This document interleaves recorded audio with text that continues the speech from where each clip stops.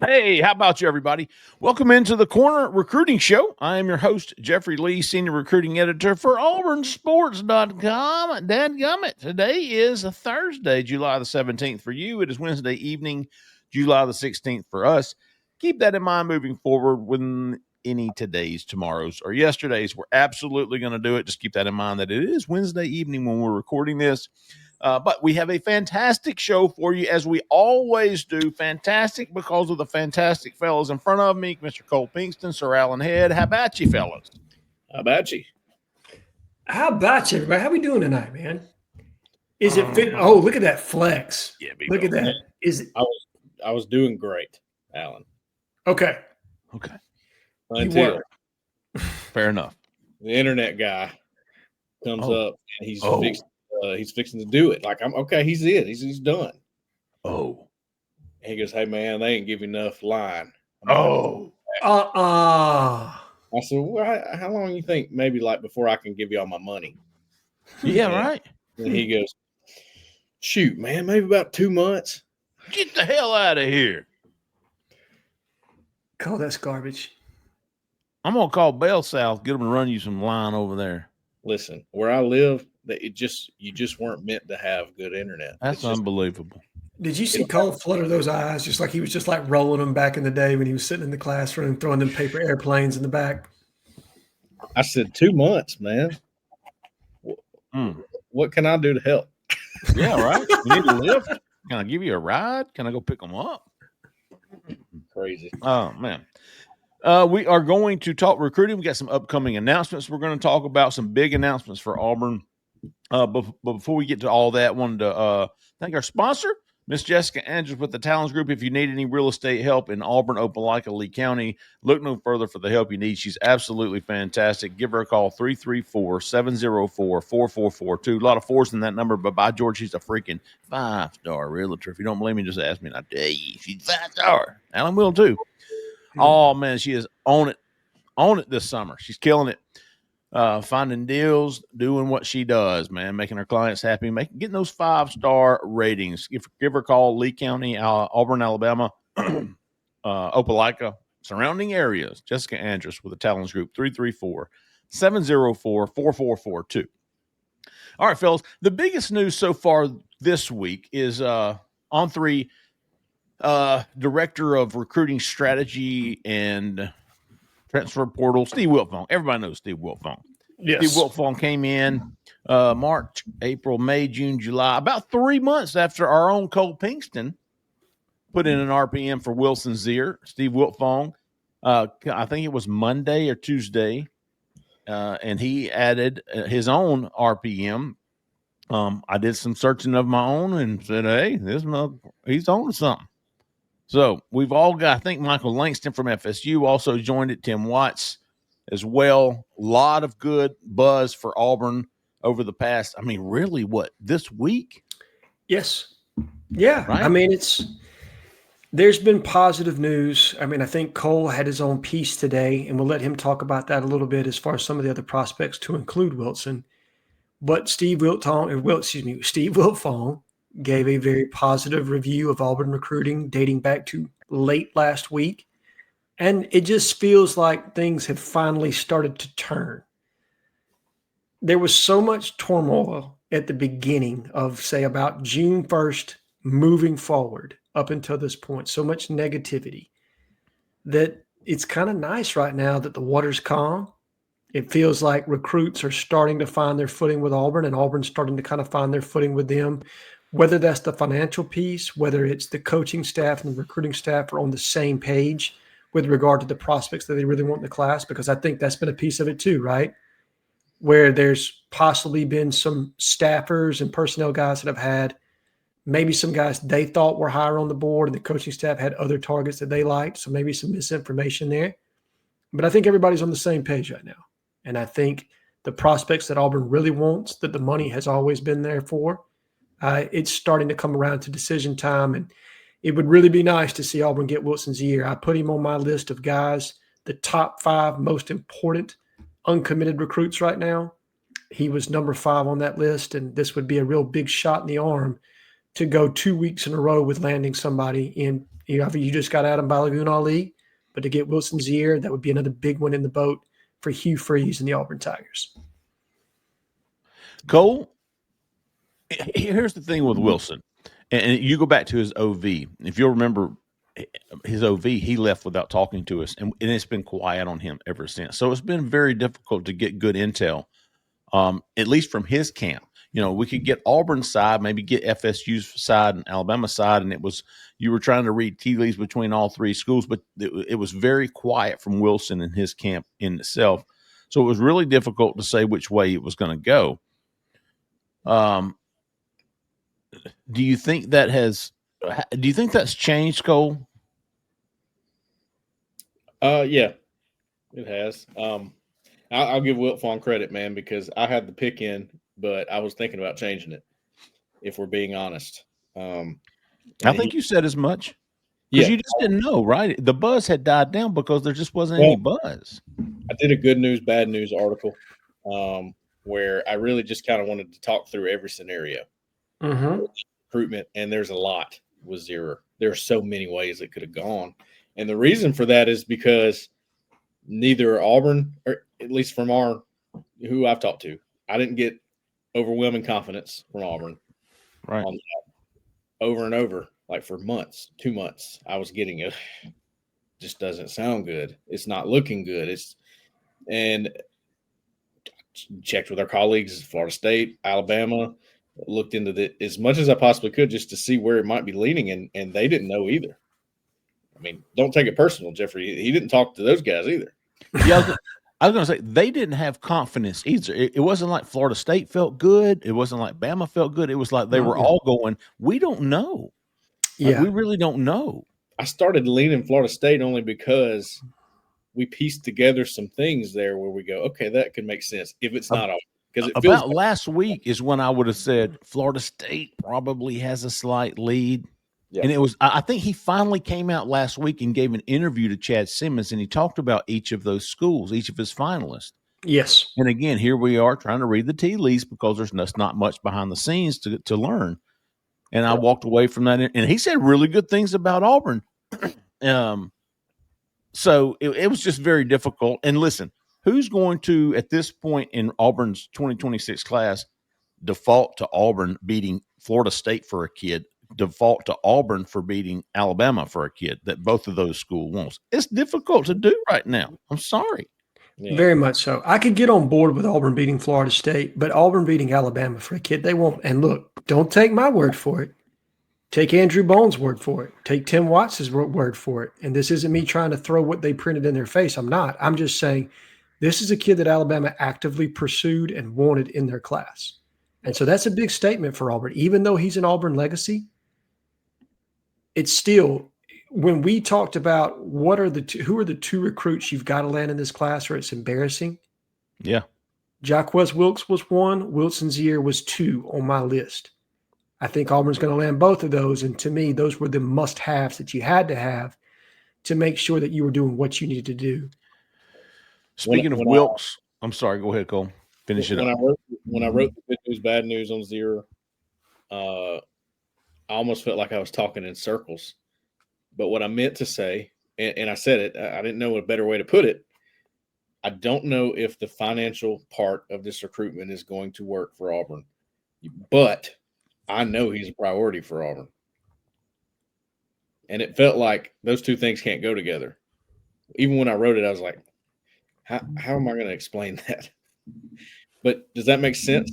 That's kind of it does to me. Yes. I know how big of a priority it was, but even those who have usually had confidence about one like that were going, I just don't know, man. Well, it's like he's a priority for Auburn, and priority money for Auburn still might not be enough. Sure. Yeah. Right? I mean, yeah, he's a priority for Auburn. Auburn's going to give him priority money, but is it going to be enough to beat Alabama priority money? Is it going to be enough to beat Florida State priority money? Especially when you've got Gus Malzahn and old Herbie Hancock over there. Herbie Hancock. Yeah, John Hancock. It's Herbie. No, but I mean, that's all how I always felt about that recruitment. So it did make sense to me. Yes, Cole. It makes sense to us. I was hoping that it came across the right way. I think you did. I think you did a good job. Yeah. So it's not over yet, obviously. We should know something pretty soon on him, but feels good for Auburn right now, right? Very good. Very good. Best we felt about this kid since probably you did in April when he left the Big Cat, whatever it was. I felt like it was a slam dunk in April. Yeah. Wow. You've been sweating that one, ain't you? Yeah, and you know he has. Him and Toothman. There's no way they don't get these two guys. Right. Prediction. Similar to Jeffrey Lee and Derek Smith last year. You know, he put that pick in, he commits to Bama, and just held on to it. Rode that one out, and sure enough, it turned Auburn's way. It was like Rocky in the corner between rounds of Apollo. Wasn't that? Cut me, Mick. Cut me, Mick.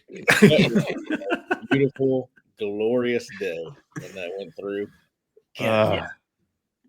Mentioned Jacquez Wilkes being another must-have recruit commitment in this class. I think there's been a couple of predictions. I know I put one in a couple of weeks ago. I think everybody still feels good about Wilkes. Yeah, Steve Wiltfong also has one in for him. I think Sam Spiegelman is the only one that has got a contrarian viewpoint there. And I understand Sam's point of view. He did an interview with Wilkes, and maybe he took quotes a little bit. I think Wilkes even said maybe Texas A&M was standing out more or something like that. Yeah, I think maybe he read more into those quotes than maybe what I've gotten from behind the scenes on that one. Don't have a date for Wilkes yet, but it could. As a matter of fact, he told me the last time I talked to him, he told me mid to late July.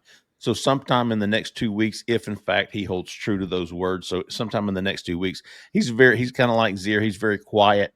He doesn't do a lot of interviews. So you might see him pop up at any day with a commitment or a commitment date that's soon to happen. So, but Auburn, we all feel very good about Wilkes. We all feel very good about Zier.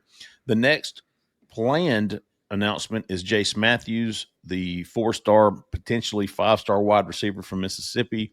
Auburn, Ole Miss, A&M, LSU, his finalist. He's going to announce August the 8th. You know what?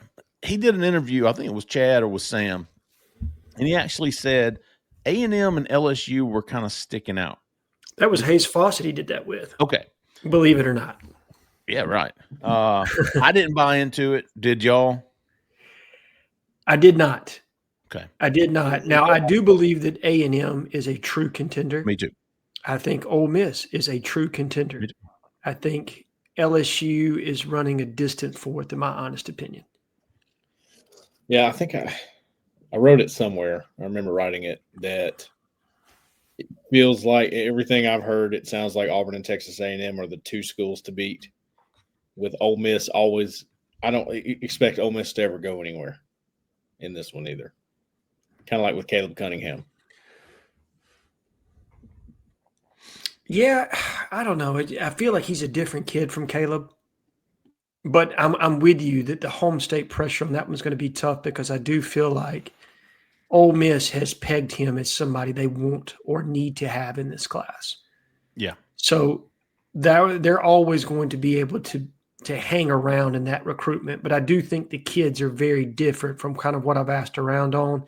Not that Cunningham was a bad kid. I'm not trying to insinuate that. I would just say more impressionable than Jace Matthews. And so I don't think if Jace chooses to commit to an out-of-state school, I don't know that he's going to necessarily be swayed in the same way that Cunningham would have been. So that one has a potential to stick. You never say never, right? Like you can't celebrate a commitment in the month of August and then in the same breath say, yeah, but Auburn thinks they're going to flip guys in December. Like it doesn't, you know what I mean? You have to be open to the fact that some other school could prioritize that kid down the stretch and you could lose them. But the feeling I get is the chances or the percentage points on that one holding are a little bit higher than some other kids. Completely agree.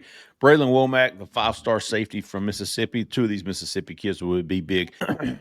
Announcing August 22nd, Auburn, Ohio State, we believe are the 2 in this big. A lot of people around his recruitment think this is an Auburn Ohio State battle. I feel the same way. Kind of like with Jace Matthews, his relationship with Deuce Knight, his relationship with Marcus Davis. I think relationships are big for him. I think the money will be there for Jace Matthews. The same could be said for Braylon Womack, in that he has the relationships with TJ Rushing. Even though Auburn was a little bit late to the party with him, DJ Durkin, TJ Rushing, his sister obviously at Auburn. He's been to Auburn more times than I have as far as on campus in the past year. So a lot of familiarity there with him, his parents. So I think, that one may not be decided for another week or two, but you got to like where Auburn sits. You do. And you also have to take Braylon Womack at his word, because That's I think he did an interview with Chad Simmons where he talked about how Auburn did the best job on any official visit of any school that he visited. Those were his exact quotes.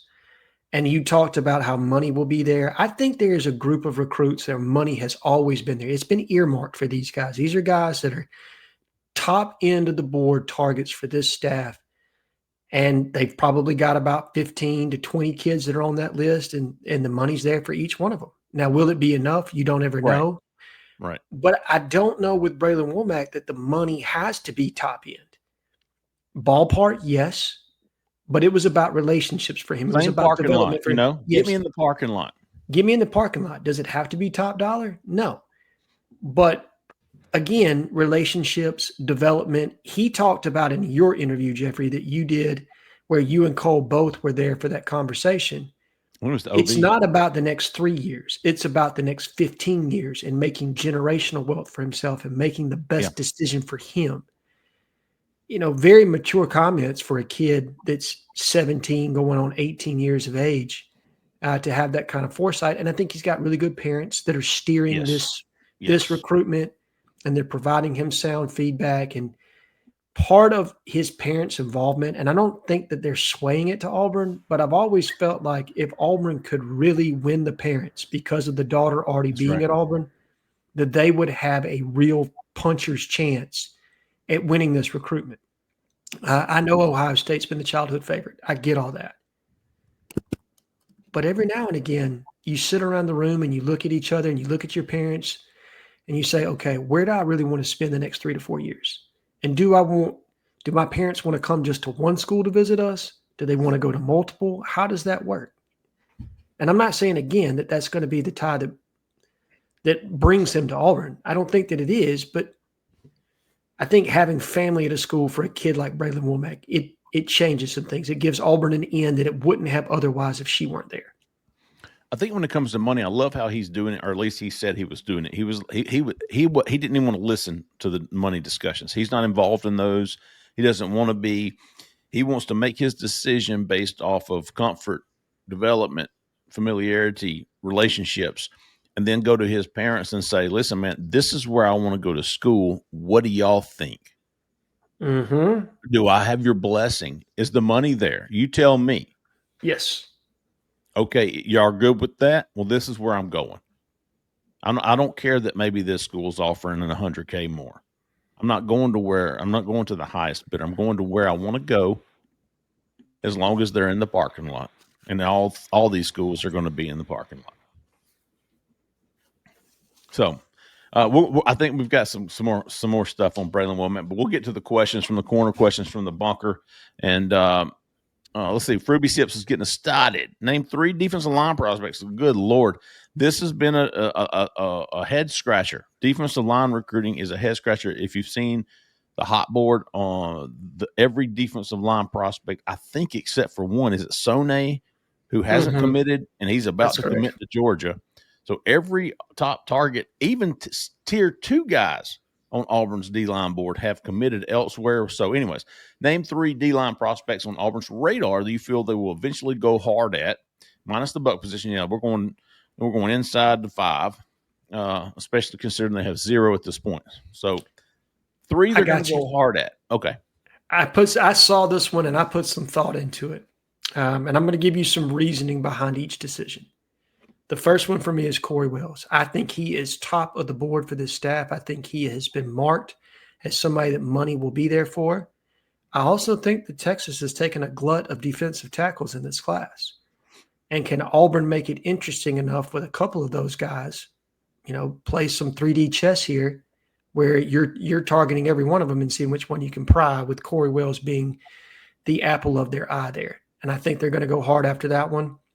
I really believe at the end of the day, they're going to go hard after Caleb Morris as a 5 technique in this class. I think he's an in-state kid, somebody whose star is going to be on the rise. If Mississippi State is as bad as I think they're going to be this year, they're going to be bad.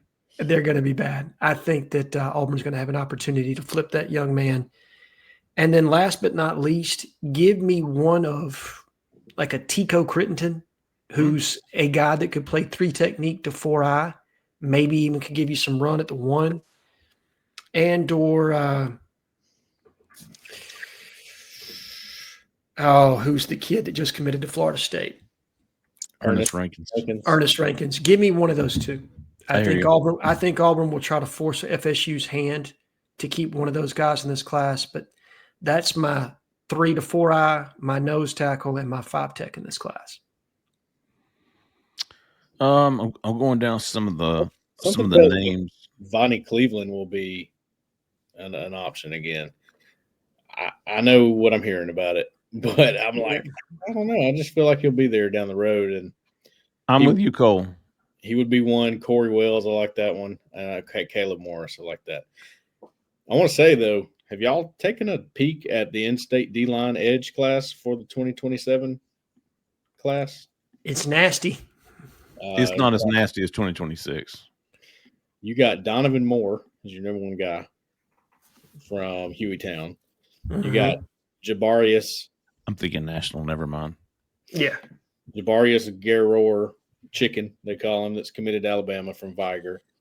You've got Barack Willis. Bayrock. Cam Pritchett, who's committed to Oregon. We'll see what happens there. And Elijah Brown from Prattville. Yeah. It's pretty stacked. Again, if we're looking at this from an NFL model standpoint, do they hold off on a big D-line class, hit the portal again, do that whole game like they've been doing, and go, now 27, that's the class. I know how that sounds. Nobody wants to hear that, but it almost seems like that's exactly where they're at. I think it is. And again, we talked about the numbers and how they stacked the room last year. You took 4 inside guys last year. True. Really 5 inside guys. If you count Smith, who's going to be a 5 tech, he's growing into a 5 tech anyway. But I don't think you have to take more than 2 in this high school class. I honestly don't. And I think they're going to load up on either one of Corey Wells. Maybe they'll double back on the in-state kid. I don't know, man. Also, they're certainly recruiting like they want 3 or 4. Yeah, I think you're right. They're definitely recruiting like it, but could they get away with just Corey Wells and Caleb Morris? I mean, again, I hear you on Vonnie Cleveland. I just don't know. And I think that's where some gamesmanship will come in. And that's what I was talking about with Texas, is you're going to press both Wells and Vonnie and see which one you can flip and force Texas to have to up their ante to keep one of those 2. And I think Wells is the one they prioritize over the other. Man, I even failed to mention a couple guys. Caleb Spivey from Benjamin Russell. It's about 2027. Yeah, Marquise Evans. There's your minor guy, Jeffrey. He's from Minor. All right. 6'5", 230-pound edge rusher from Minor. Oh. You got another D lineman from Prattville, Ricardo Parker. You got Robert Taylor from Parker. You got Deontay Seals from Hewitt-Trustful.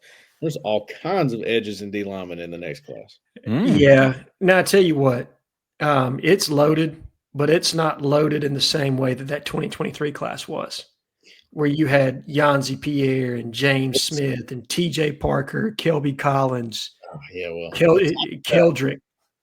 Who was James's teammate? Quay Russaw. The top of that was great. You haven't heard much from Pierre yet.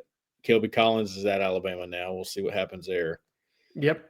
But that was a strong class. Who was the kid from Thompson that went to Clemson? You've heard a lot. Peter Woods. Stud. Yeah. Dude, that class was just nasty, man. Stud. Wiggle, wiggle, WDE. Will we take another running back in this class, or do we roll with Perry in portal for good to elite running back for next season. I don't expect Auburn to take another running back. Maybe not. Maybe. Especially with Mabson there now. That probably keeps you from getting another one. And I've already heard good things about Mabson. He weighs 213 coming in, and he was supposed to be a senior in high school this year. So they probably feel decent about where they're at right now, and they can. I don't think there's a need, is there? Well, I think it depends on. Are you losing Damari? Are you losing Darrell? You're losing Damari. Do you lose one of Darrell or Cobb? That's the question, right? Like, do you get to the end of the year and you feel like one of those two is hitting the portal? That's where I think a second running back would come in. And because of that, I think they're going to continue to work prospects in this class. Maybe they develop a few more, get a few kids to officially visit that didn't. The Carson Baker kid, I think we thought that they might make a move on him. They didn't. Mm-hmm. Jonas Walton's another kid I think that they like, but he didn't visit, so maybe he's one. I don't see them really flipping one of their top 3 kids like a Derek Cooper or I'm trying to think of the kid out of South Georgia. My apologies. Jay Lamar. I just don't see one of those guys happening, but can they get a blue chip running back that didn't visit? Can they leverage one of those if they feel like they're Where's Carson Baker? Guys? Is he committed to Florida? Yes. I think if they were able to flip one, I think he would be the most likely of the elite guys we're talking about. But I'm with you. I think besides Perry, if there's another one needed, I think you go to the portal. You find out later, and you go to the portal for any additions that you may need late. Yeah, but unless you can flip one of these elite guys, and they're going to listen, they're going to try to get all these cats back. Well, don't be surprised when you see Jay Lamar OV. Don't be surprised when you see. I don't think Derek Cooper will come, but maybe Crowell. I wouldn't be surprised to see these guys OV. I just don't put much stock into it. We talked about Wilkes. B-Rad is Rad. Wilkes, 4-star from Wadley.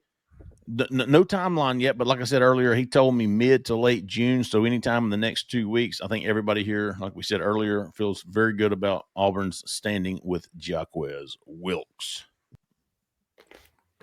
TD Crush 75. If all things are even NIL-wise, what would our win-loss record need to be in order to flip our top 5 to top 10 targets that are currently committed elsewhere?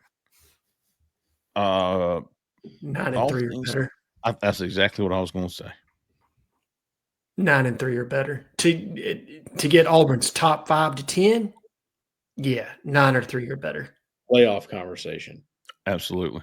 Yes. What Hugh talked about, you would absolutely need to be in that conversation at the end of the year to have the kind of traction you're going to need and the financial support you're going to need to get that done.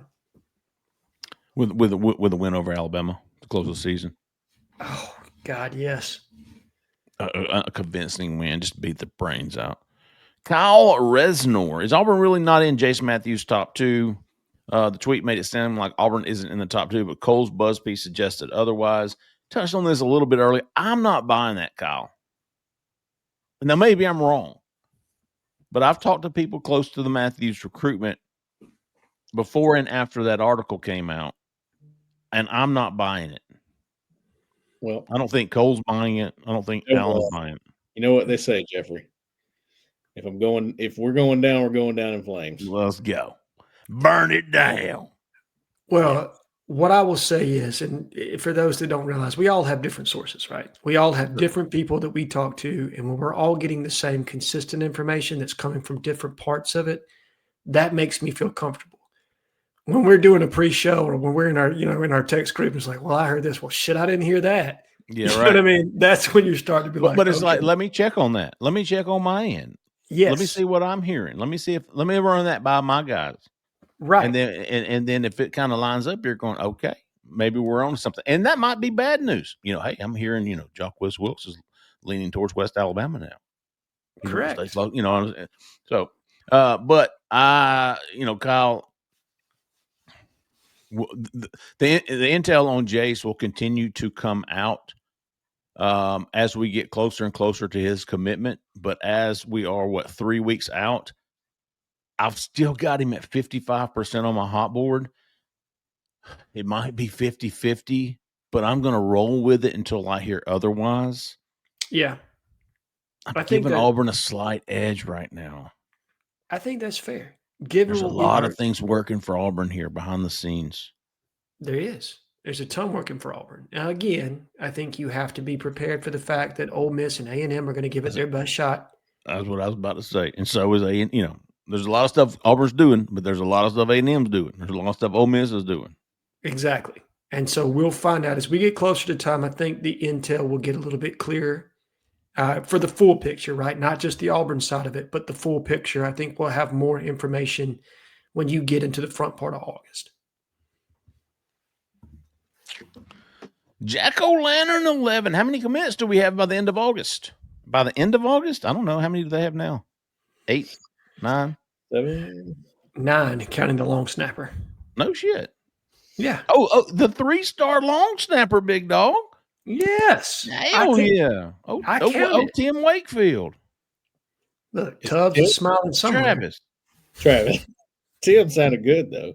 Tim's got a great knuckleball. Auburn has 9 commitments with Travis, and listen, I checked on that. Auburn wants him on there. They wanted this kid. They wanted a specialist. They wanted a long snapper. And if he didn't go to Auburn, he was going to like Texas or Ohio State. Don't get me wrong, I'm not blowing rainbows up your butt here. It's a long snapper. He's a 5-star with Cole's kicking. With Cole's kicking. So here's the thing: you hope Travis Wakefield right now is the last time you hear his name. But you know what? Look, when you're losing it all, if you heard his name, he's messed up. Bad snap. Right. Yeah. I mean, unless he becomes the next running with Reed. I mean, maybe we got kicking with Tim, right? Hanging with Cock and running with Reed. Bro, I can't.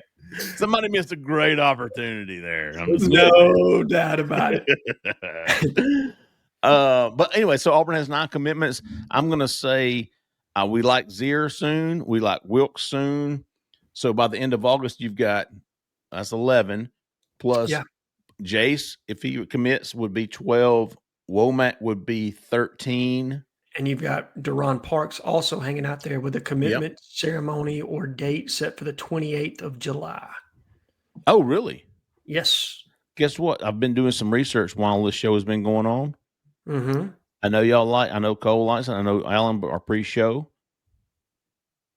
A little bit more buzz about Auburn on my end. Okay. Not saying I was told it's close. Who is this? Doodles, Deron Parks. Yeah. Again, we're going down in flames. Yeah, right. I heard enough. Again, totally different people, man. Hearing the same things.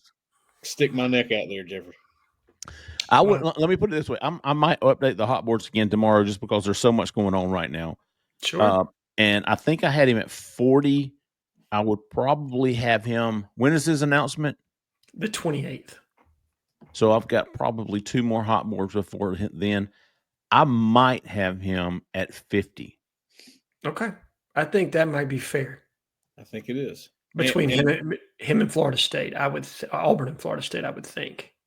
And once again, this is another situation where all the buzz I was hearing was, look, if Auburn does pull off Wilson Zier, just probably won't work out for Parks, or vice versa.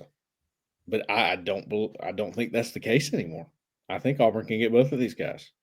I think both. Do you think they're not really counting Nico? Like we're going to take this kid. We want this kid, but we're not going to let him count against the numbers that we really want. I mean, it doesn't. Maybe, but I don't know. I'm throwing shit against the wall. There's a little bit hanging on. I think you have to. I don't think he would be offended if you even brought up that he's like, this is not a huge NIL thing. This guy didn't have a lot of offers. He hadn't played a down of football yet. Yeah. You're giving him tuition and books. Okay. Well, I want to look at it like this.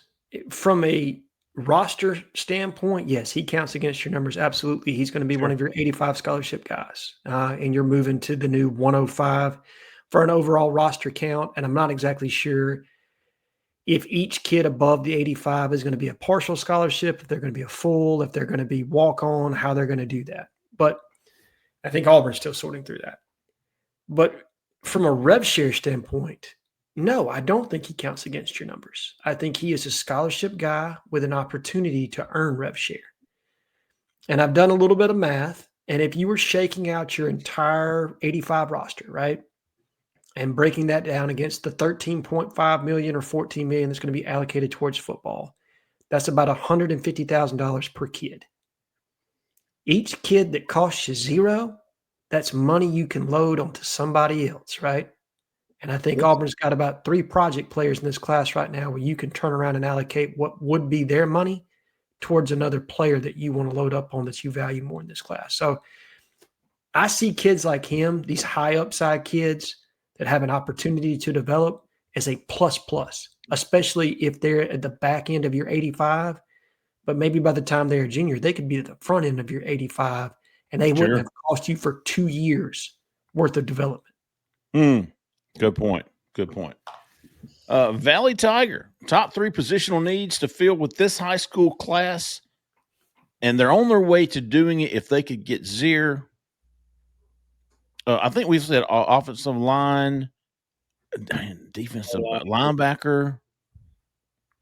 You know, the good news here with this question, this used to be a very easy question to answer. Very true. Throw a dart at the board. Yeah. That's not the case anymore. You have to think about it a little bit, because you start thinking some positions and you go, oh, they're good there. I don't see a whole the difference now, though, man, is you are not having to get guys that have to play today. Like the second they get on campus, they're going, now you're going to be in a crucial spot. Right. Where they're now able to tell a Nico Heppy, hey, man, 6'7", 370, whatever you are, with good feet, we're going to take some time with you, and we have it to give you. I'll take a shot on this one, though, as far as, in my opinion, the 3 positions they need to peg in this class. It's offensive line, tight end, and linebacker. Those are the 3 to me that stick out where I feel like Auburn needs to add some playmakers to the room for each. In offensive lines, less playmaker and more about you're losing a ton. You're going to lose, 6 guys? Some of those are going to be NFL types. So you're going to need to reload through a mix of the transfer portal and the high school recruiting class. And if you can get 4 high school prospects you really like and mix that with 2 kids from the portal, which is what we kind of talked about on the recruiting show the other night, and I think that's an accurate number, that would go 6 for 6 on replacing what you're losing out of that room. And I think that's doable, and I think that would be a win for Auburn. Which is probably, it just hit my mind, Alan, with this O-line thing and what we were hearing, like, you know, maybe there's enough financial support for 1 more offensive line in this class, maybe 2. I think they were trying to figure out how much they're really going to need to put into the portal class. It's never been more important, because if you're good and you want to build on that, you got to go find another Xavier Chaplin, another Mason Murphy to plug in, because you're going to have the hole. Hell, I think it's like that at almost every position. You think about wide receiver. If Cam Coleman has the kind of year we think he's going to have, you think teams aren't going to come after him, where Auburn's going to have to pay a little bit more? So how much is it going to take to retain him? He's going to deserve a raise. Right. You know what I mean? How much is it going to take to retain some of your pass rushers in this class? Or some of these young guys? How much is it going to take for another school to buy him out? See, that's the part we're still working through, right? Mm-hmm. God, things are changing so much with that NIL. It seems like every day there's something different. It's like, oh no, never mind. We're not going to do that anymore. We're going to do. I'm just over it, dude. Just let me know when you are done. Jeffrey, it probably explains why some other schools other than Auburn, they just threw their hands up and said, "Screw it, we're going to do it the way we want to do it, and we'll let the chips fall where they." Ask for forgiveness and not permission. Pretty much. And I think that's where a lot of schools are, right? They're just like, screw it, man. Except one. Yeah. Oh, and Arizona State. My bad, Dilly. Well, you got Dilly, you got Eli hanging out down there at the bottom of the recruiting rankings. Oh, God. Missouri's probably, J-Rock Eagle, who from the 25 class has the ability to have a similar impact as the 24 class? Coleman, Riddick, Crawford, 25 class would be true freshmen this year. I think we've talked about would you think Melendez could potentially have a Riddick type year? Yes. Riddick, we saw Riddick like the second half of the season. Come on. I think it look very similar. I think he could take the starting Mike spot before it's over. I think Anquan Fagans, if you're talking about a back end piece, absolutely is somebody that could be starting or at a minimum in your 2 deep. Yeah. We're not talking about transfers because obviously those guys are brought in to play, but sure. Eric Singleton, Horatio Fields, Jackson Arnold. Yeah, Jordan Crawford. There you go, Cole. Malik Autry. Yes. See, that's the other part to your D-line situation right now. You have Jordan Crawford, Malik Autry, Darion Smith, Antonio Coleman. They're all freshmen. And they feel good about them. Mm-hmm. They're going to be staples.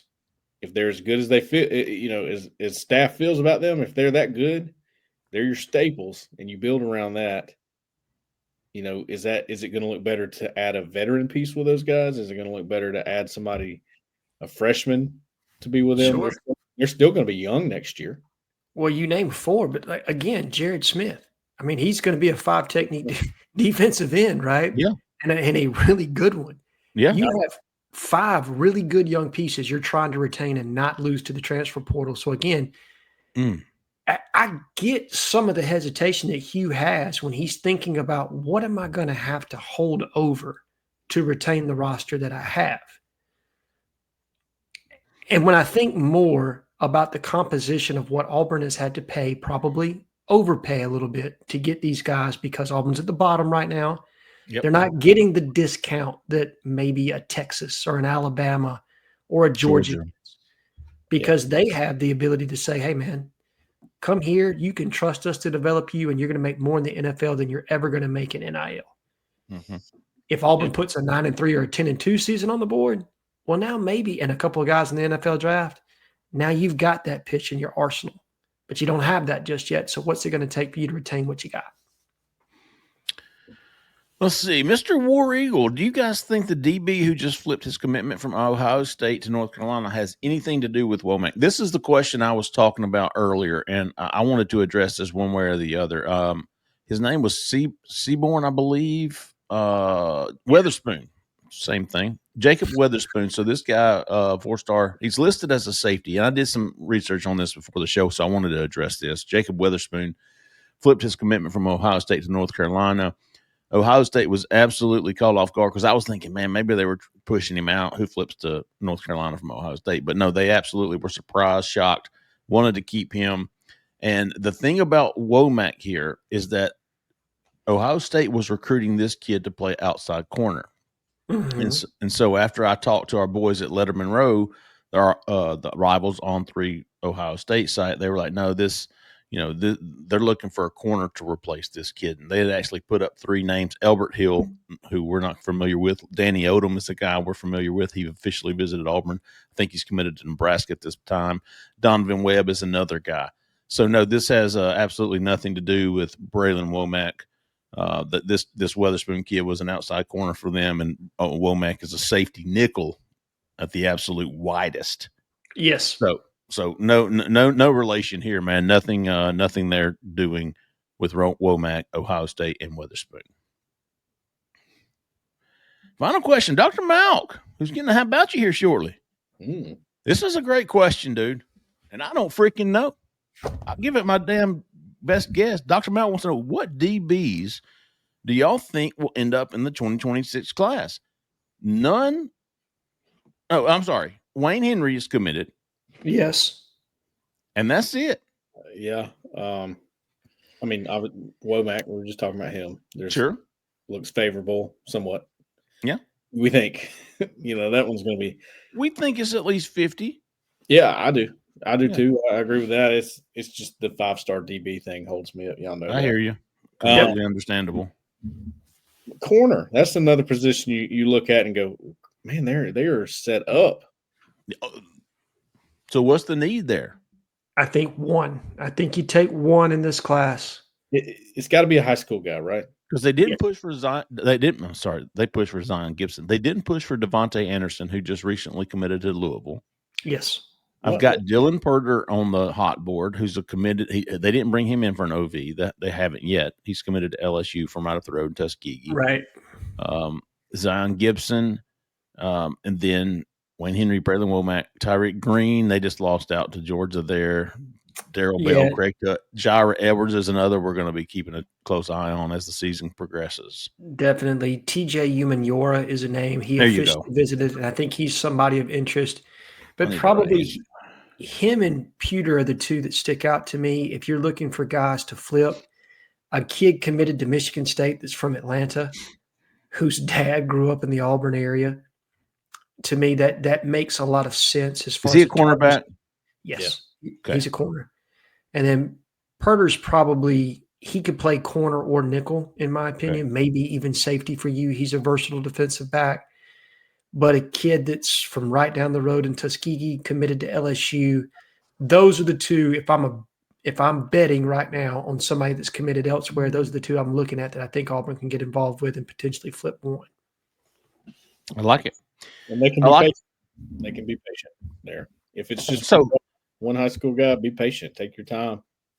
Slowly, Auburn is trying to start building some momentum to close out the summer. We're expecting the Zier, Wilkes, maybe a Jace Matthews, maybe a Braylon Womack, maybe a Doodles, a Deron Parks. Man, all 5 of those would be huge. 3 out of 5 would be huge. But Auburn's certainly in it for every one of those guys to close out. All right, to end our show, our inaugural The Corner recruiting show, we're going to go throw out some how about yous. I have 4. One I've already unveiled. Dr. Malk, how about you? Let me just reel mine off real quick. Go for it. I had some good. I had some easy ones. Dr. Malk, how about you, big dog? Fantastic guy. NB Weagle, how about you, big dog? I don't know what you did, but you did something right. How about you, the phone, man? Y'all saw Phone's post on the Alabama football brick by brick, and he said, "Is this the story of yes?" I caught so much hell from retweeting that or tweeting that. So, Cole, you said times 2. Times 2. It's actually for a different reason, but okay. Yes. Okay. I got Phone, I got NB Weagle, I got Dr. Malk, and I got Auburn Tron, who he's got some great gifts. His gift game is strong, son. So how about you, the Phone, NB Weagle, Dr. Malk, Auburn Tron? Nice. Alan, are you ready? You want me to go first? You go for it, because I only got 1. All right, I'm going to make it quick. I got 6 because it was just one of those weeks, man. I hear you. Danny Pitts. He's been great lately. Words of encouragement.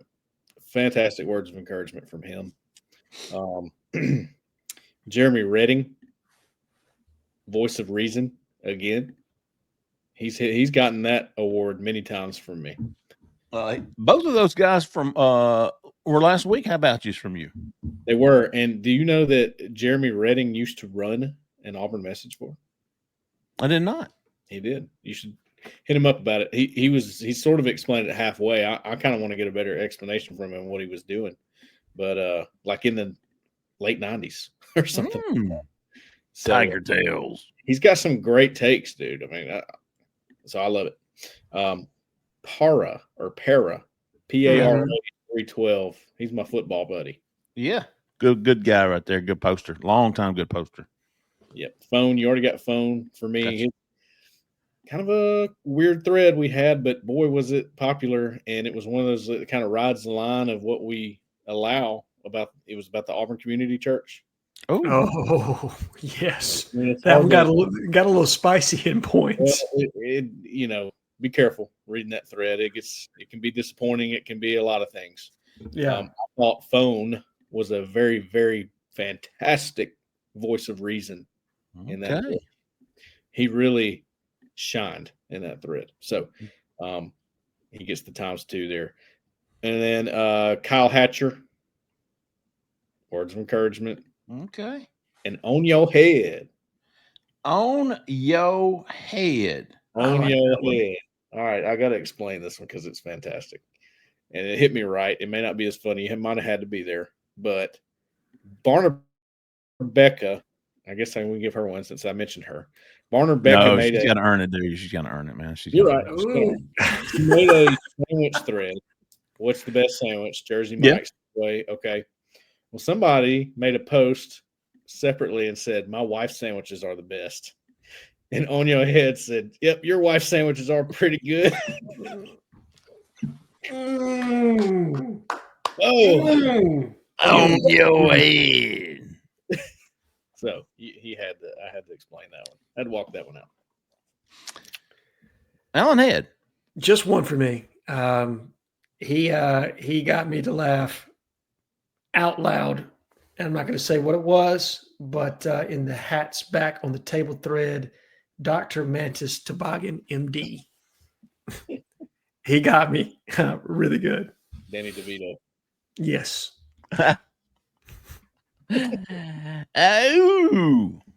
Oh, man, I knew it was going to be a good show. I really did. Really good questions. Some good insight from everybody. Y'all, buckle in, and we about to start turning some pages. We at least hope, and we're going to be locked in at auburnsports.com, the On Three Rivals Network. Our new show is the Corner Recruiting Show, keeping it in the same line with our Corner Call-In Show. We'll be back next week. Each week, either we'll record either Tuesday night or Wednesday night, whichever one is most convenient for us, and then we'll have the show up. But well, we appreciate everybody listening. Before we leave, don't forget Jessica Andrews with the Talents Group. Give her a call, 334-704-4442. She will absolutely help you out. She's a freaking 5-star, consensus 5-star realtor. Tell her we sent you. All right, folks, that's going to do it, man. Appreciate everybody listening. Appreciate everybody watching. For Cole, for Alan, for Zach in the back, who stayed in the back, I'm Jeffrey Lee, man. Y'all stay at that left lane. See you.